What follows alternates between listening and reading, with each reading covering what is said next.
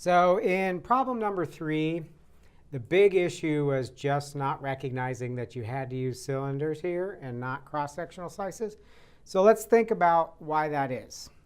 So remember, cross-sectional slicing would be, well, where are the circles? Well, this is revolving around the y-axis. So if you tried to slice it up the y-axis, you would have circles lying on the y-axis like this, right? So you'd integrate with respect to y.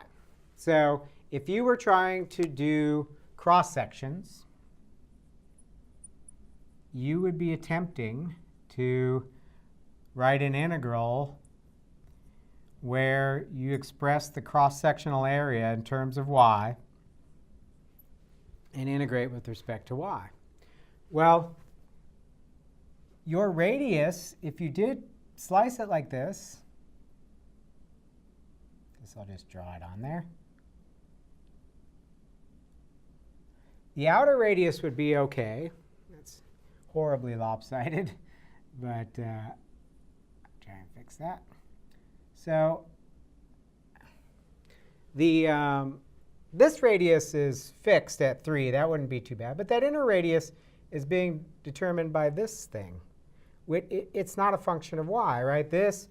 We have y as a function of x. So the problem is, how am I going to express cross-sectional area in terms of y when that radius is determined by this curve that's a function of x?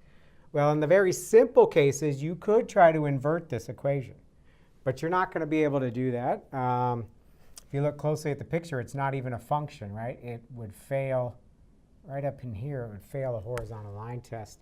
So it's not invertible right there. So it would be a mess. And I don't even know how you would do the algebra to do that. So the thing that should jump out at you is I'm going around the y-axis, but I've got a function of x. It's a mismatch, right? That's precisely when you want to do a cylindrical shell. Because when you do a shell, and I'll just draw this on top of there, a shell, a cylinder, is at some x value, right? You cut this direction and revolve that. That shell, remember when you do shells, cylindrical shells, you're going to want volume as a function of x there, that area of this shell, the surface area of that shell, and you've got it. Your function's in terms of x. So this is precisely how you know which one to pick. If we were to make a little table of axis of revolution on one, so either going around the x-axis or the y-axis, or an axis parallel to x or parallel to y, the variable of integration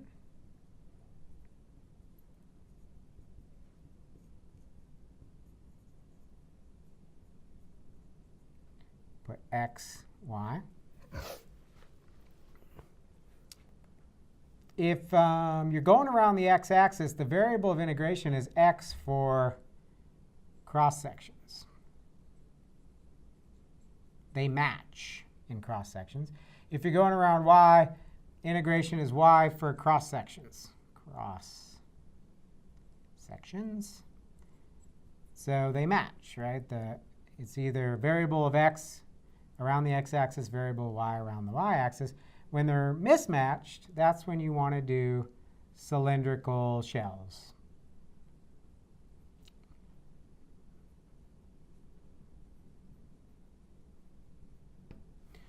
So the fact that I know, OK, what do I have? I'm going around the y-axis, but it's easiest to express things in terms of x. So there's that mismatch, right? I'm going about the y-axis, but the variable's all set up to be x. So shells is the natural thing to do.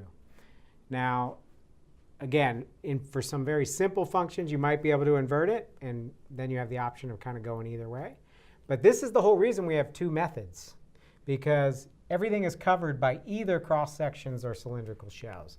So use the one that's appropriate, and you'll save yourself trouble. And in here, there was only one way you could go. You had to use shells. So make sure you understand this idea so that the next time you're doing a volume, you will start off with the right approach.